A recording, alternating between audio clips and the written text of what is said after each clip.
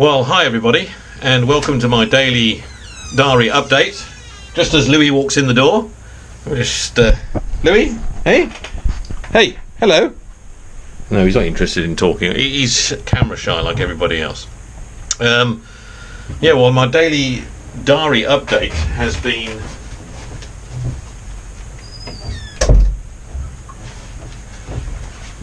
it's been difficult to actually get the subject matter when we're in isolation like this, sort of social isolation. Richie is working, Mikey's upstairs doing his thing in his room, Roxy's upstairs doing her thing in her room, and I've been busy doing things around the house. Louis's been pestering me to go out for a walk for the last hour, which I'll have to do just now. It's my time for him to go out. But what can I say? I've been speaking to Anthony, my son, and Paul, my son. I've got to get hold of Johnny as well. I did call him, but it just rang, so I will try again later. Haven't spoken to my sisters today, but they did send me some amusing video this morning. And I haven't spoken to Sean either yet today, or Willie, or Dan, so have to see how they're getting on. And spoken to nobody in the Middle East today either. The interesting thing about when you've got time on your hands like this, social media becomes more useful. And I found, whereas it's been a bit of a hindrance when I've been trying to get things done in the past, now I've actually found it quite useful. Not so much for keeping up on news, because I find, we get good coverage from BBC, etc. But I think more for just the social media side has been very good for me for catching up on old colleagues, old friends. I came across somebody who I'm sort of knew for a couple of years back in the mid-70s. His name was Dave Clemo. So crikey, this is going back to my first actual physical job after I'd finished college, and it was Tesco in Western Favell in Northamptonshire, when I was enrolled there as a trainee manager of all. And I think I was involved in frozen foods. I can't remember, but there's a chap there who was a colleague of mine there. I can't remember if I took over from him for this one particular department we were running, or he took over from me. That I can't remember. Dave will bother probably enlighten me a little bit, because my memory's going now.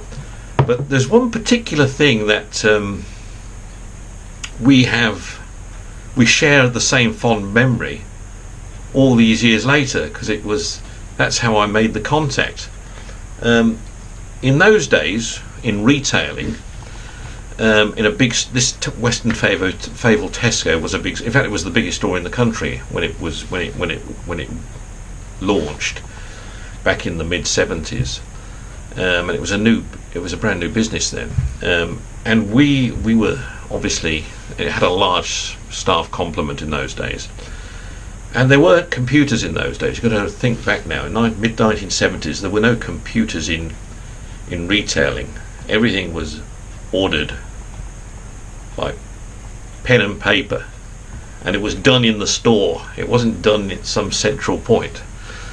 But anyway, they also, for point of sale material in the store, signage that went up in the store to put your to advertise your promotions and things, was all done by in-house sign writers. So as a big store, it had, I suppose smaller stores, they shared a sign writer with several stores, and that's how the sign writing got done. But being a big store, this store had its own sign writers. So there were two sign writers that were sort of lodged up in the attics of the store, and they would be busy making signs constantly, and people would be running in, each department manager would be running in and saying, I want this one, this one, this one, this one, and they'd make the signs and then take them down. It was usually on day glow paper, so it was black ink on day glow paper type of thing, orange and bright yellows, and that was how the signage was done in those days. There was no shelf edge labels. There were shelf talkers then, so you could have handmade shelf talkers made of certain products that are on promotion. But everything else had to have the physical price put on it. You had price guns, and you literally stuck the prices on everything, which you still have today, I know, in certain retail outlets. But these sign writers, there was a bald one, and there was a bald one. They were quite amusing characters, these two, because they'd come through the store in the morning. You'd see them wandering through the store up to and then in the evening they'd be coming back down and out wandering through the store, and they're always together, like Tweedledee and Tweedledum. And one was very bald, like, and one was dressed. He looked like Elvis. He had the Elvis style. I remember them very. And they always had some comical remarks to make. Now, I would say they're in there. They're older than Dave Clemo or myself, for sure. So I don't know if they're still around, but they were quite amusing, these characters. But they're always obviously under pressure to be making signage, because everybody was wanting stuff at the same time. It was, so there's always a constant fight up there. Can you get my signs done first? No, can you get my signs done first? No, I want my sign. It was always a bit of an issue. And I remember having a conversation with Dave saying, those guys, they don't even know what they're doing some of the time. I suppose I was under pressure to get my signs out. I think it was frozen foods I was doing. And I said to Dave, they haven't got a clue what they're even doing. And one day I said, I'm gonna put them to the test. And I created instead of ski yogurt or bird's eye frozen peas or Weetabix, whatever the case is, I said I'm going to invent a line. I'm going to invent a name of a product and give it to them, and I'm going to see if they're going to pick that up and say that's rubbish. And so I did, and I created this name of this product. I called it Primrose Jeepsters, and I thought, all right, if it's going to be questioned, I'm going to say it's a sweet savoury yogurt. In other words, you eat it. There's two methods of eating it. There was the first method that came out was it was a yogurt, and it started off savoury, so it was like a cheesy flavour, and you ate down through the yogurt and getting this nice savoury cheese flavour, and then as you moved into the bottom of the tub, it became sweet, so you got this strawberry or raspberry flavour. So it was a sort of a main course and dessert. This is how the brain of Mathers worked in those days as a teenager or a young 20-year-old. And then we developed it. Dave, I think, came up with the concept of having it two-tier. So it'll be joined with a partition in the middle. So the top, picture a large yogurt cup.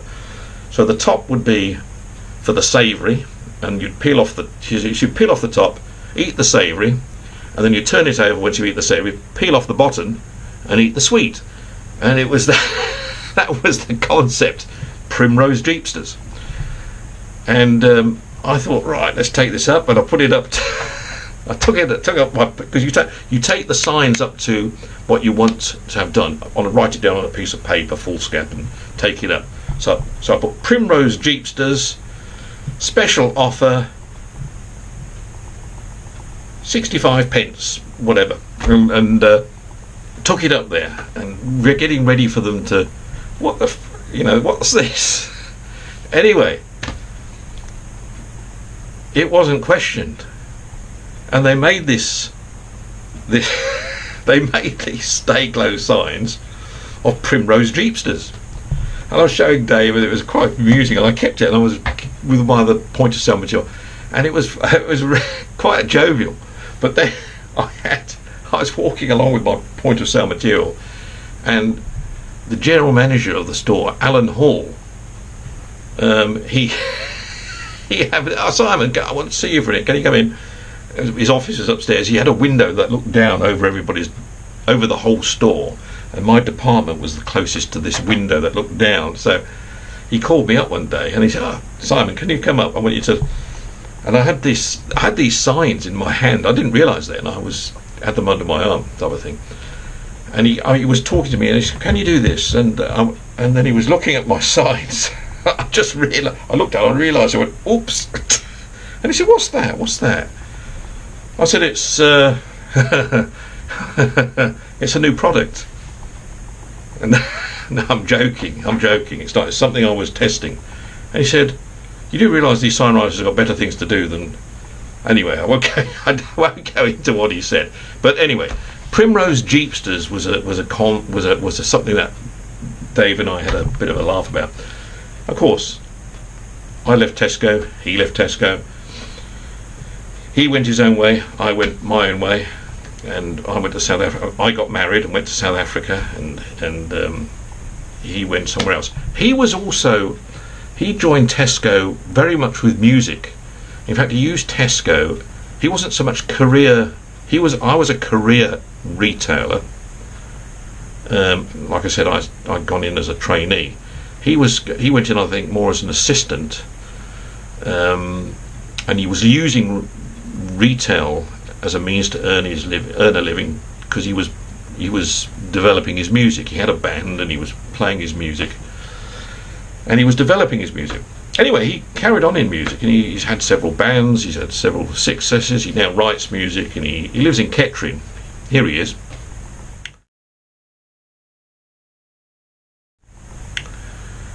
And I just happened to come across him now after talking all these years, and he couldn't remember. You know, when I said to him, "Are you the Dave Clammer that used to work at Tesco?" Yes. "Do you remember Simon?" And then he said, "Oh." And then I said, I just wrote Primrose Jeepsters. And he knew. Then of course he knew who it was straight away. And then he said, of course, the grin gives it away anyway. And I noticed that he's sitting in his music man cave there with his music going on, and I thought, oh, so you're still in your music, and he's still writing songs, and he's still doing his thing every day, and enjoying his music, which is fantastic. And it was just a thought that with all this isolation going on, these lockdowns, he started writing more songs and doing more, and it got me into thinking of what other people are doing. Some people are making pastry, and some people are perfecting their art or crafts, and some people are perfecting their gardening, and some people are perfecting their hobbies that they do, jigsaw making and so on. I haven't quite found my perfection yet, what I think I should do. I'm considering all kinds of things, and music is something I can say quite without any shame that I enjoy listening to music. I enjoy all kinds of music. I enjoy rock and roll. I enjoy classics. I enjoy modern. I don't particularly enjoy hip hop much, but I listen to it. I like opera, and I follow quite a number of bands. I like the rock bands of the 70s and 80s in particular.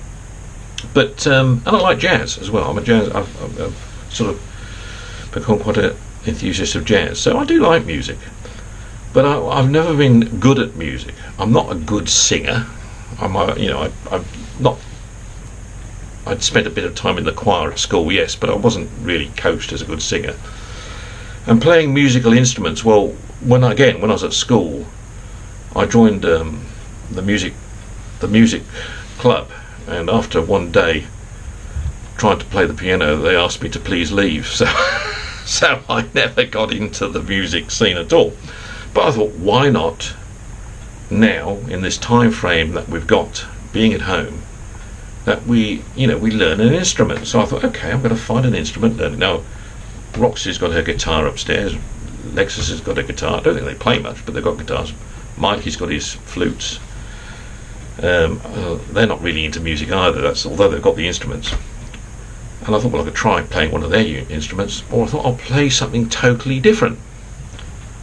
So I thought I would go along with taking on a new instrument that has been in my family for generations. In fact, it was my grandfather's, and he had it as well, and that's the fox hunting horn.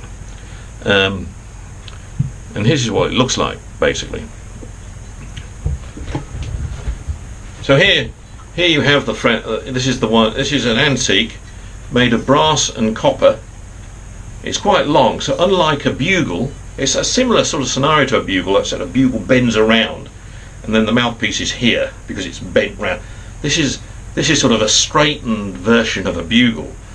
I think you could use it as a for hearing as well. And the idea is, as music, you blow in this end, I think. Yes, you blow. You can tell I'm not really much of a musician. And the sound comes out this end. Now I'm going to give this a trial, and then we'll take it up the scales. And anyone else who has a fox hunting horn, we can form the fox hunting horn club and become career-minded individuals in a new career once this virus has passed. They're not the easiest things to get a note out of. Let me add.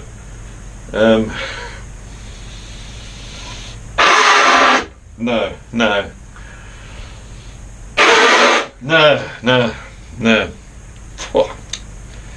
Yeah, that's about that. A century's worth of gob down that, I think. I'll keep on practicing. I'll see if I can get any more out of it in the next video. Anyway, enjoy the rest of your day. Talk to you then tomorrow. Okay, take care. Bye bye.